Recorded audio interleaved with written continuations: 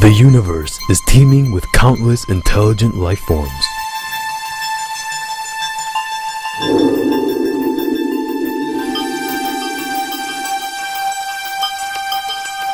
Estimated 400 billion stars in our galaxy, 400 billion galaxies in the known universe.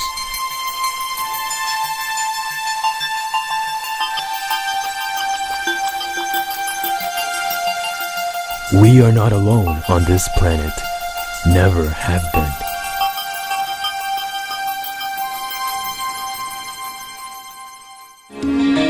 I had my first UFO sighting when I was 16 years old, walking down the street in Arlington, Virginia. This is the 26th of July, 1952. And the alien vehicles put on a demonstration that the media could not ignore and the government could not cover up. It actually took me 2 years after seeing those 7 red star-like objects wandering in random motion over Washington, D.C., 11:30 in the evening, to 2 years of study to accept for myself that some UFOs are vehicles controlled by more advanced intelligence. The UFOs are not a threat. They're not the enemy. The threat is from the panic of people who are not prepared for the matter.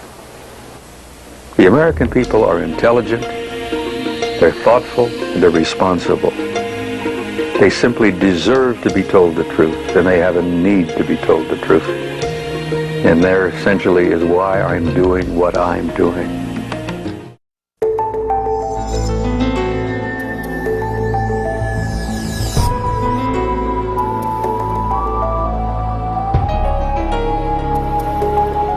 Hello, curious viewers, and welcome to Science and Spirituality on Supreme Master Television.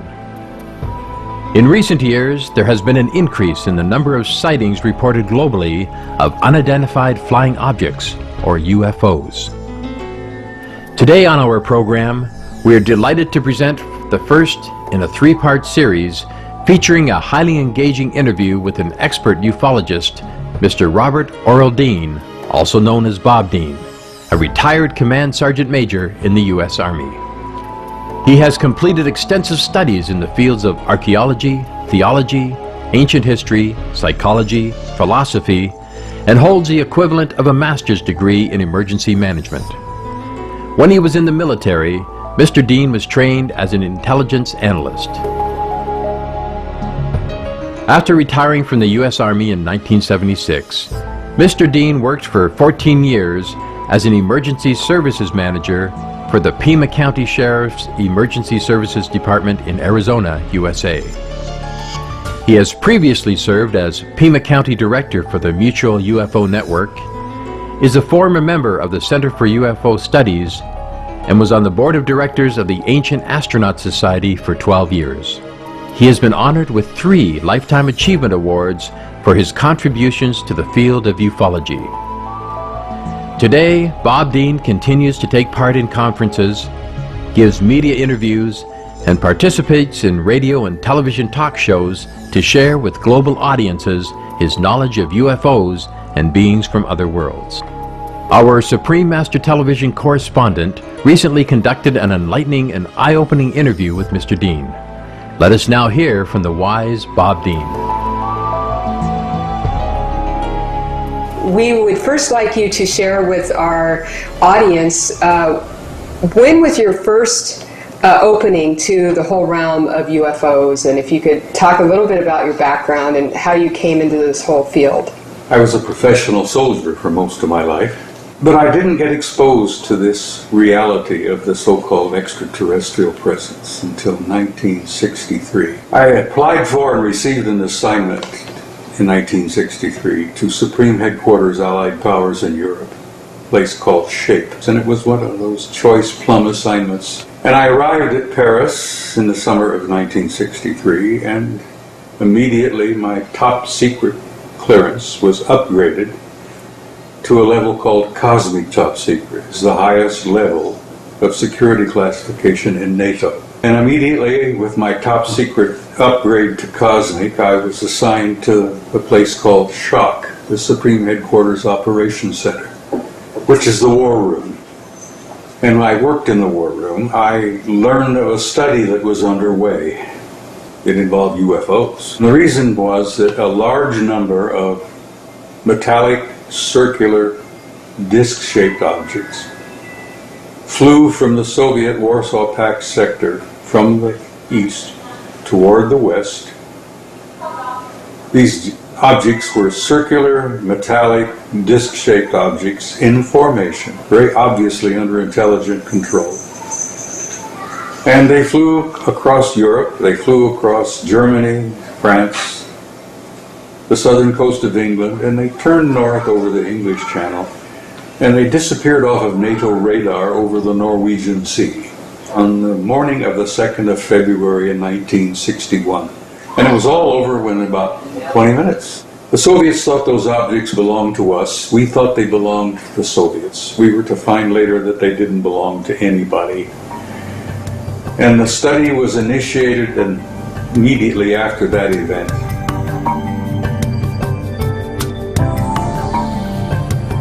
A top-secret document entitled The Assessment, an evaluation of a possible military threat to NATO forces in Europe, was completed in 1964. Mr. Dean was given the opportunity to read the study. That was a spark that kind of kindled my fire in '64. I couldn't leave it, I couldn't walk away from it. The conclusion of the study was quite simple. Apparently there is no threat. Apparently the human race and the planet have been under observation and survey by several advanced extraterrestrial intelligences from the beginning of human history. That was one of the conclusions. They concluded apparently there was no threat involved because the repeated manifestation of incredibly advanced technology indicated that if they had been malevolent or hostile, it would have been over a long time ago. And that began my journey. And I haven't turned back since.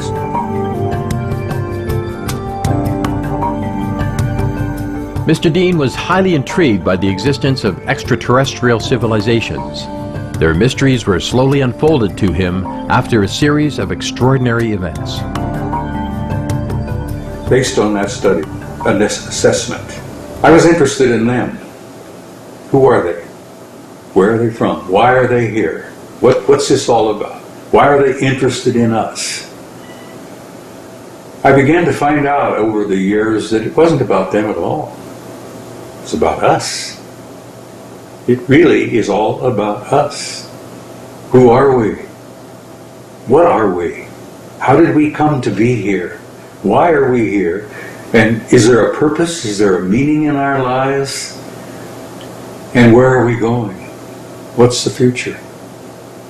Where do we go from here? And that's where I've been for the last 20 years. And I've been speaking out openly, bluntly, candidly, loudly about this subject. Over the years I have developed the ability, and I have been fortunate enough to have face-to-face meetings with some of them. I have been aboard their ships. I was even taken to one of their home planets. Apparently I've had an intimate interrelationship with non-human intelligence since I was 2 years old. My whole life has been involved with them to some degree. It took me many, many years before I began to become aware of my personal involvement.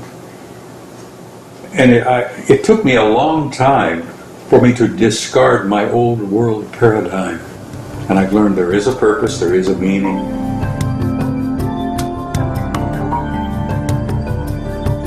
Another important conclusion of the assessment is that the extraterrestrials visiting Earth are diverse in origin, with some even coming from neighboring galaxies. The Shape military study concluded that we were dealing with 4 different groups that had been coming and going. They were all humanoid, but they were not all human. But out of those 4 different groups, one group was so totally human, like us, They could sit next to you in a theater, a restaurant, or an airplane, or a bus. Doesn't matter. They could be in your midst, and you'd never know. Good God, they could be everywhere. Well, we were to find over the years that they are pretty much everywhere. They're in our midst. When I retired in '76, we learned that there were at least a dozen more from different places. And we learned back then, as early as 1976, that yes, some of them were interplanetary. Yes, some of them were interstellar. Yes, some of them were intergalactic. And by God, the thing that really upset the few that knew the story in those days was some of them apparently were multidimensional. They were popping in and out of portals from other dimensions. And some of the more advanced intelligences that we have encountered over the years have been multidimensional intelligences. Now we are having a relationship with interplanetary visitors, interstellar, intergalactic, but the more advanced ones, the more spiritually advanced, apparently are intergalactic. Well now, that was a difficult lesson to learn, not only by our military and our intelligence authorities, but our scientists. You see, we're looking at science that is 10,000 years beyond our own. And I think Arthur Clarke said it one time, that advanced scientific intelligence would appear to us to be magic. Well, it does appear to many of us to be magic. But it's not magic to them, it's technology to them.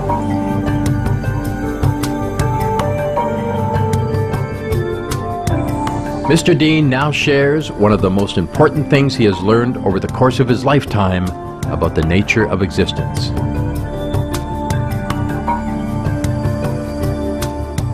There is a purpose to our being here. It's not an accident. I've learned the reality of reincarnation. I've learned the reality there is no death.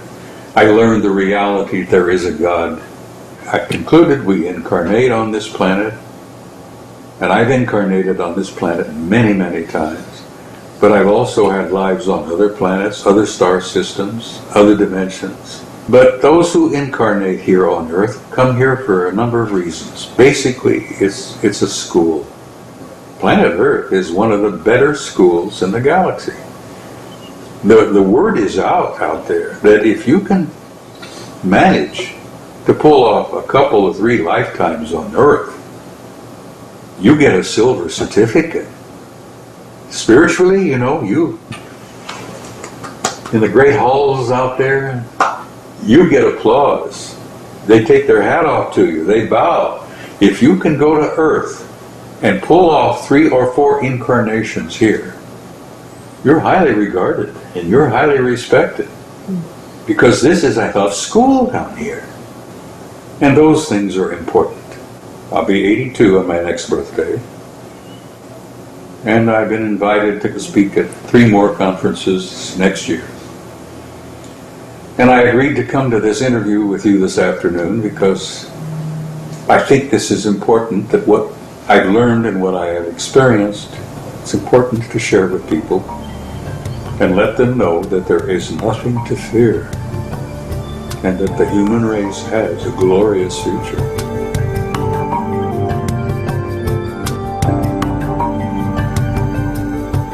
Our appreciation, Mr. Robert Dean, for your generosity in sharing with us your extraordinary and fascinating experiences with UFOs and those from other worlds. Precious viewers, thank you for your presence today on our program. Please join us again next Monday on Science and Spirituality for the second part of our 3-part interview with Mr. Robert Dean, where he will further discuss the nature of extraterrestrials, including the inhabitants of Mars. Coming up next is Words of Wisdom after Noteworthy News. May all humanity soon embrace open-mindedness and the highest of virtues so our planet can make a quantum leap in spiritual level and fully integrate with our intergalactic family.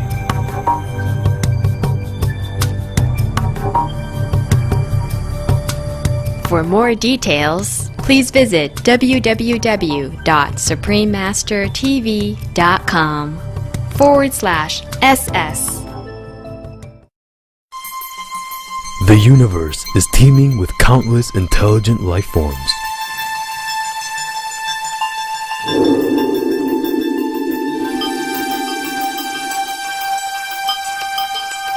Estimated 400 billion stars in our galaxy, 400 billion galaxies in the known universe.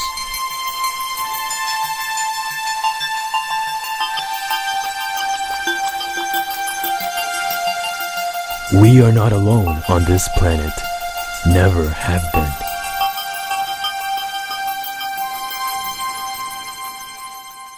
We've been to the moon, we've been to Mars, and apparently some of our people have been to other star systems.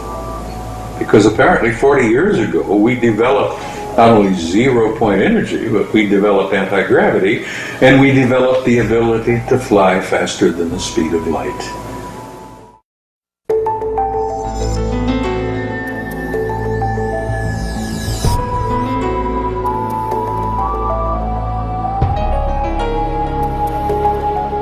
Hello, virtuous viewers, and welcome to Science and Spirituality on Supreme Master Television.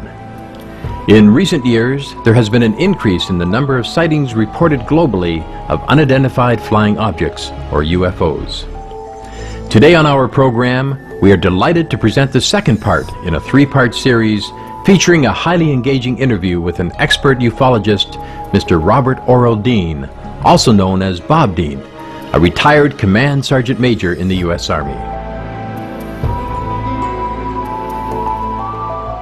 Last week on Science and Spirituality, Mr. Dean revealed that while serving in the military, he was authorized to read a top-secret document called the Assessment. The assessment concluded that the Earth has been under detailed observation by extraterrestrials since the beginning of human history. He states the culture, technology, and development of these otherworldly beings far surpasses anything found on Earth. Bob Dean retired from the Army in 1976, and at that point, he says members of more than a dozen different extraterrestrial civilizations had come to Earth. These individuals are from across the universe and sometimes from other dimensions.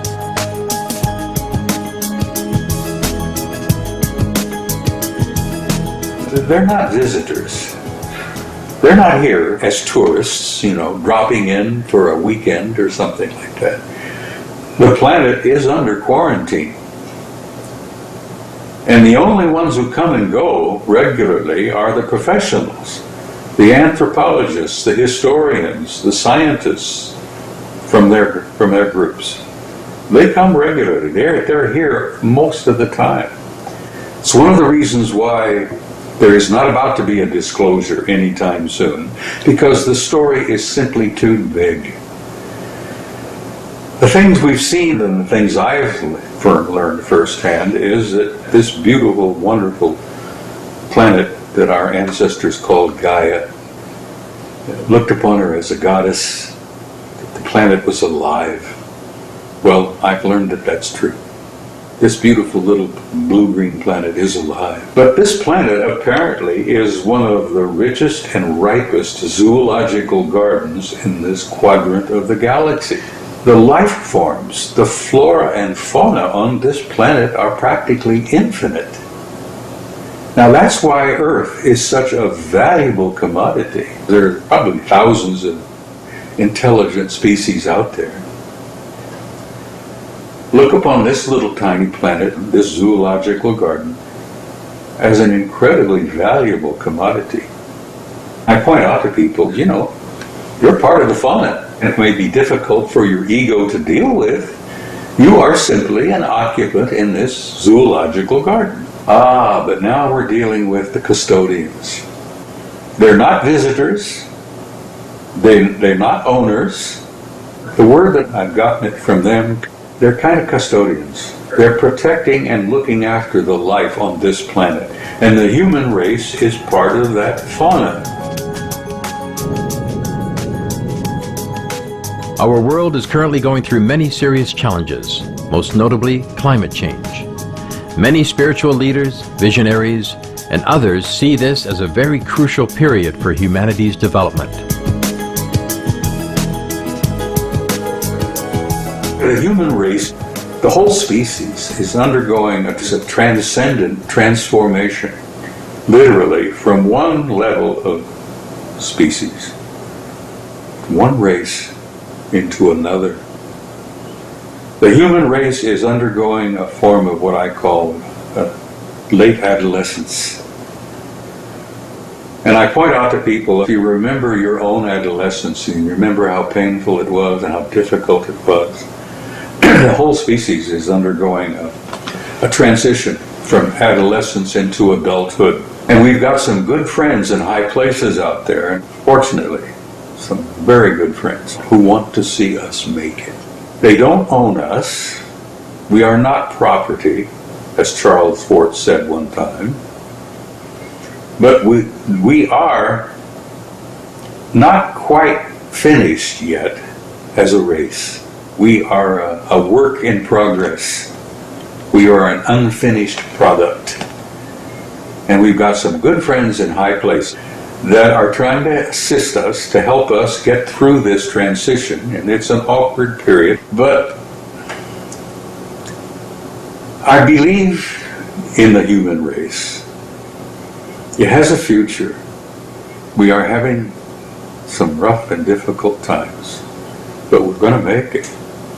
And the reason I decided to come with you this afternoon and give you this interview was hopefully to be able to say to your audience, to the viewers, that people really should not be afraid. They have nothing to fear.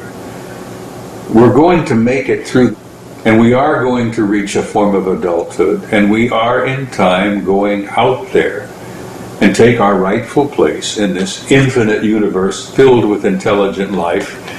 And I say to people, your children, grandchildren, great-grandchildren are going to the stars. And they're going out there and they're going to take their rightful place.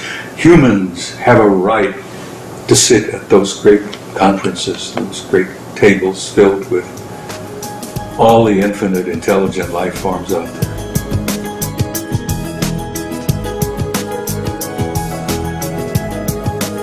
Does our galaxy have a governance system? We asked Mr. Dean whether there is some sort of galactic federation that oversees the affairs of the Milky Way.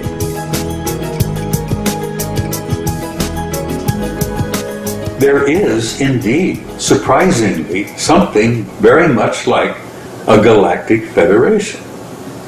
And I will tell you that the headquarters for that organization is not even in this galaxy. It's in another galaxy. Apparently, the universe is literally teeming with intelligent life. And yes, some of the more advanced races have come together and they have formed an organization. And they do get together frequently and communicate with each other. And Project Earth and Project Human Race is at the top of their list at the moment because we are a difficult, troublesome species. And they are really working to help us get through this transition.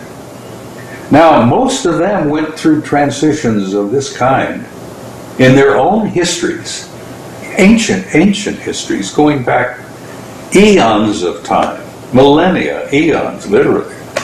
Some of those advanced species are 1 million years ahead of us, scientifically, spiritually, culturally, psychologically, sociologically.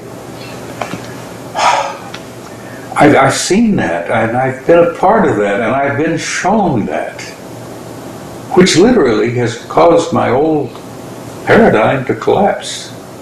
Because you see, I have seen what can be.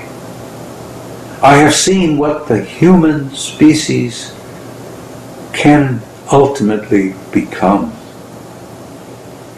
And I know that with assistance and help and guidance from a lot of them, we're going to make it. But having seen that, and then coming back and living in this world, I find it very painful.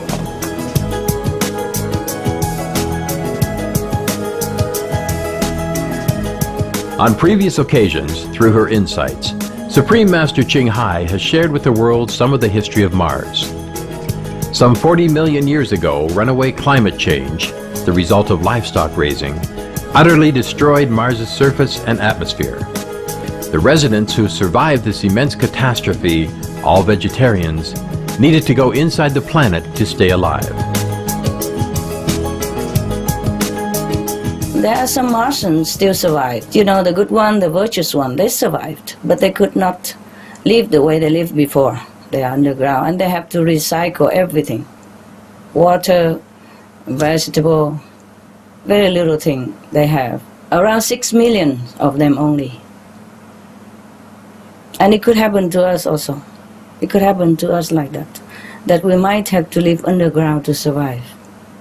And recycle oxygen, recycle vegetable, recycle water, and be frugal and sharing absolutely everything, like the Martian people do.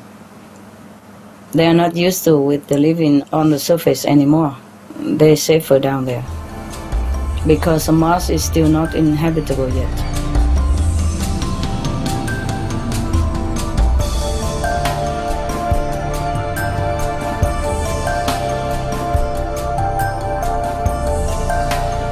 Well, she's right in the fact that there is life on Mars. There is a remnant of a vast civilization on Mars. Mars underwent some very terrible times, tectonically, I think,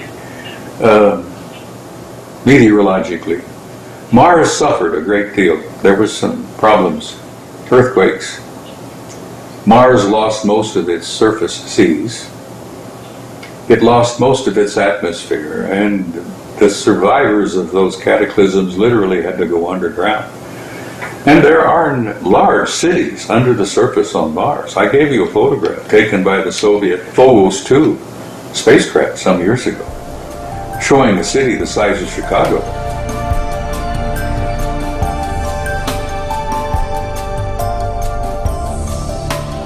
The Phobos program was an unmanned space mission launched by the former Soviet Union with the cooperation of 14 other nations to study Mars and its moons Phobos and Deimos.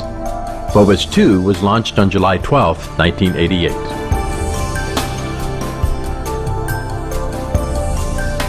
Now this is a gigantic object coming up from the surface of Mars. Like what size are we talking about? Oh, we're talking about a mile, maybe at least. While it was in orbit, Phobos 2 took a number of other pictures. Oh, yes, this one. And that was Phobos 2, yeah. Now this is an underground city on Mars the size of Chicago. And it's generated an enormous amount of heat. It's taken in the infrared. But you can look and you can see the city streets and the blocks and all that, and you know, there's a lot of people living there, I'm sure. A couple of the other pictures that I show regularly in my presentations were taken by Apollo 13 on the way to the moon. That object's 5 miles long. That's a big mothership. I got to know a NASA retired scientist, Norman Berggren, and he published a book called The Ringmakers of Saturn. And in that book, there were a whole bunch of pictures. This one, taken by Voyager 1, 1980, this object here is 2,000 miles long, 450 miles in diameter, and it's artificial, under intelligent control, and it moves around out there. Now this is actually the ring of Saturn here? This is one of the rings, a portion of it. Mr. Dean believes that in order for our world to join the higher order of planetary systems, humanity needs to quickly advance in its development, and thus a global wake-up call for action is urgently needed.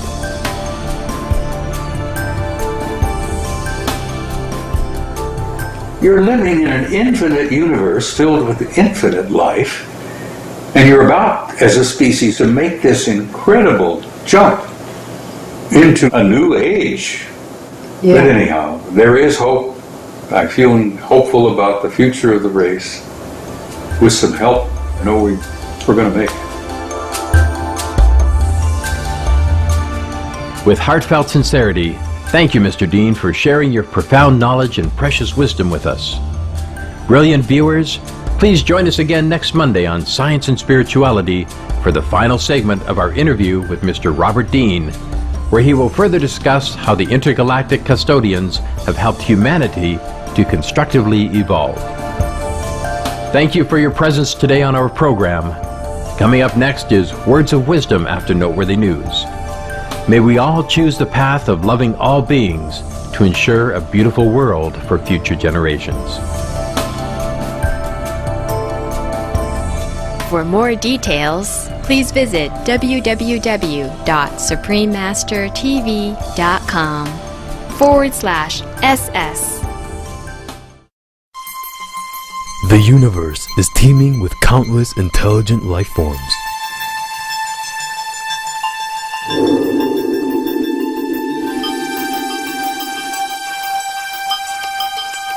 Estimated 400 billion stars in our galaxy, 400 billion galaxies in the known universe.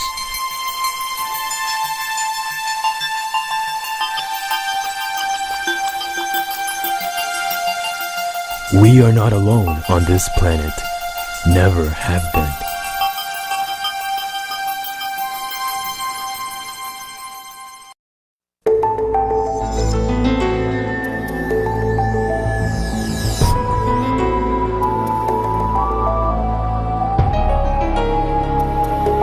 Hello, wise viewers, and welcome to Science and Spirituality on Supreme Master Television. In recent years, there has been an increase in the number of sightings reported globally of unidentified flying objects, or UFOs. Today on our program, we are delighted to present the third and final part in a three-part series featuring a highly engaging interview with an expert ufologist, Mr. Robert Oral Dean, also known as Bob Dean, a retired Command Sergeant Major in the U.S. Army. While serving in the military in the 1960s, Bob Dean was authorized to read a top-secret document called The Assessment. The assessment concluded that the Earth has been under detailed observation by extraterrestrials since the beginning of human history. Based upon the report and his own first-hand experiences in interacting with otherworldly beings, Mr. Dean believes that their culture, technology, and development far surpass anything found on Earth. We now continue our intriguing discussion with him about intergalactic civilizations and how they are assisting our world in evolving to a higher level of existence.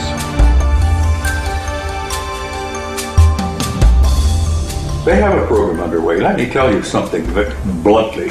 They could have brought about full disclosure anytime they wanted. Now, if they were to park some of their giant motherships, the one 5 and 10 miles long, over large American cities, and simply hover over Chicago, New York, Philadelphia, San Francisco, and just sit up there, for a while, they would make the disclosure take place. So they are probably as concerned as some of our military and governmental authorities are to.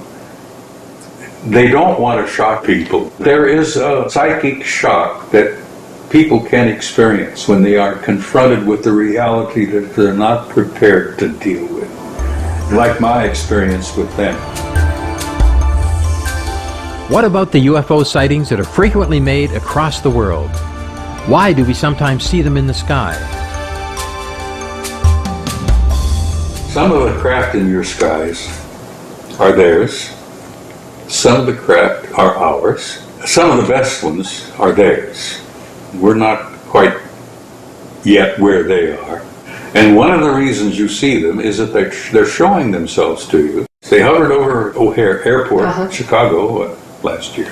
They do this gently and subtly. It's non-threatening. But it's sort of like you say, hey, wake up down there, Look up here. Pay attention. What do you make of this? There's more and more and more of this, and you're going to see, as the year goes on, you're going to see more of the giant triangles hovering over cities, bases, airports. And there are going to be pictures taken, and people are going to look up, and the people are going to say, ooh, What do you suppose? Could it be? So they do that, and they've been doing it for a long time. They're trying to gently bring us to a point where we can accept the reality of their presence without psychic shock, because they want to avoid that. As I say, they know us better than we know ourselves. So that must be the crop circle phenomenon as well. The crop circle is a subliminal way of communicating with us. It communicates with our subconscious. Those images, oh, they're incredible. The real ones, the beautiful, beautiful ones, are made by some of them, and they affect us at the sub-level of intelligence, our subconscious. And I'm told that there are new ones this season that are just out of this world. Apparently they made 2 circles that were by each individual and are not quite finished, and yet you overlay the images of them and you get the same kind of picture you get on the Shroud of Turin.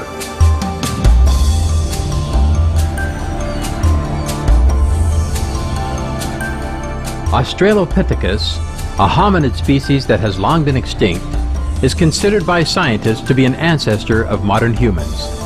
Bob Dean says the creation of the human race is due to the work of beings from beyond our planet. One of those groups literally had a hand in re-engineering us genetically from old Australopithecus, which was an evolved creature in Africa. And by blending us with their genes, they literally created a new species. They created what we call Homo sapiens sapiens. One of the things I've been shown is that the human genome is literally a gold mine. The human genome is the reason why we as a race and a species are so valuable. Our genome is a blend, a collection of an infinite variety of genetic factors from a number of different groups and races out there. And this little test tube, this little petri dish we're living in down here, is literally a gold mine. Extraterrestrial geneticists look upon this human species, this genome that we are, as unique. We are unique, which makes us precious to them. Now, if we could only get ourselves to grow up enough to recognize where we could start feeling ourselves that we're precious to each other. Oh, that's coming. As we develop as a species, what is the universe's marker for our progress? Mr. Dean gives his insights. There are many among us who have developed compassion and love. That is the bottom line. Love. Because we have a creator, and that is one of the factors of that creation. That source of life, that source of light, gives nothing but love. And when you've been out there, as I have, and I've been out there physically, spiritually, you learn that the most powerful, the most overwhelmingly powerful factor in infinite intelligence in life is love. And many human beings are making that step. Bob Dean says he has not only interacted with extraterrestrials, he has also been on their spaceships and visited their planets. We asked him to describe his interstellar travel experiences. Out there's no such thing as we understand it, of getting in a ship, pushing the button, cranking up the old motor, and chugging off out there, and traveling from here to there. No, that's not the way it is. That's why we're having such a problem coming to terms with it. They're not limited by that. They don't literally go chugging off from here to there. Their technology is such that they can be there from here like that, literally.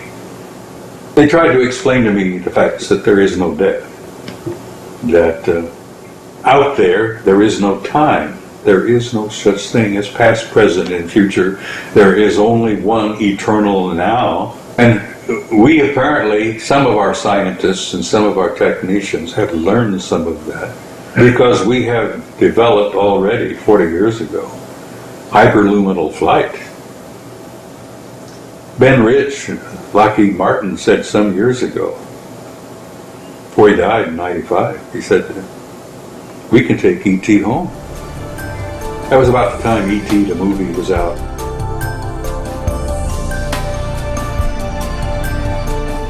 On previous occasions, through her insights, Supreme Master Ching Hai has shared with the world some of the history of Mars.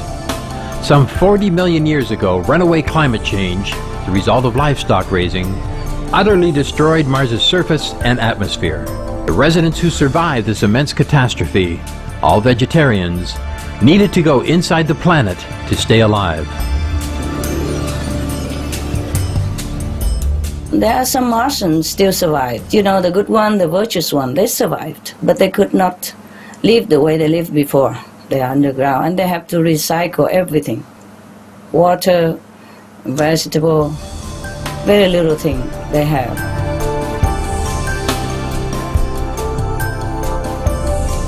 During a video conference with Supreme Master Television staff in Los Angeles, California, USA on October 3, 2010, Supreme Master Ching Hai was asked to comment on Mr. Dean's endeavor to let the world know about a photo taken by the Phobos 2 spacecraft of an underground city on Mars which is approximately the size of Chicago, USA.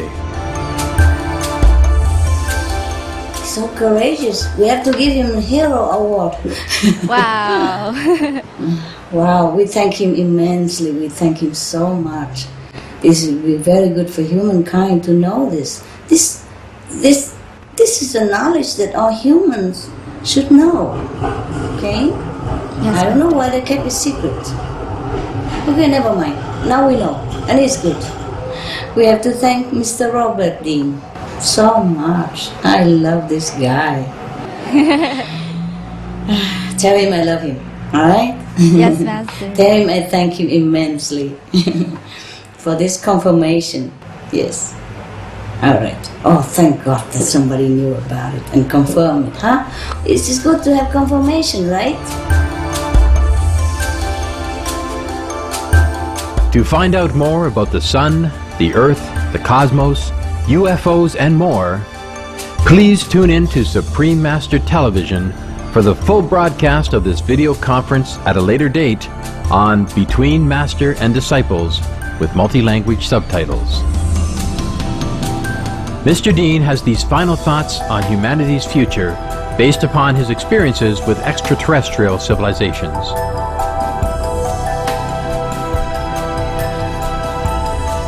And in closing, I want to say to your viewers that you get a tendency to get a little discouraged and depressed, and you get a little fearful sometimes. But I want to tell you from what I've seen from the past, the present, and the future, that you're in good hands. Remember this: there is a God, there is no death, you are infinite, immortal being, you are sparks of pure divinity yourself. And this race, this species, does have a future. We're going to make it. We're going to get through this transition, this transformation, this adolescence, this painful period we're going through. And there's going to be a new dawn and a new day and a new beginning. And there is a future for the human race, and I want your viewers to take heart, be brave, and love someone. Perfect. That's all I have to say. Yeah. And thank you. Thank you so much. It's been such a pleasure and a blessing to have you on our show. Been Thank my you. pleasure. And give my regards to the lady. Supreme Master Ching Hai, yes. Will do. Thank you. Okay, thank you.